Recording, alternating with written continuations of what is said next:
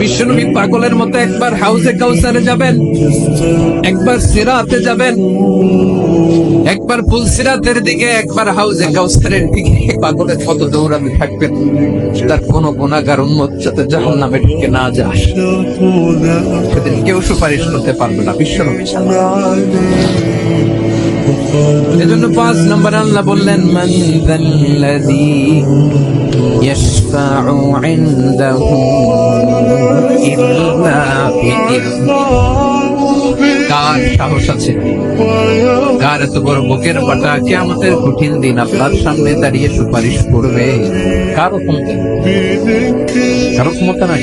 বিশ্বনবী সিজদায় পড়ে উম্মতের জন্য কাঁদবে, সবাই কাঁদবে, নফসি নফসি, আল্লাহ আমারে বাঁচাও, আল্লাহ আমারে বাঁচাও। বিশ্বনবী বলবেন, উম্মতি উম্মতি।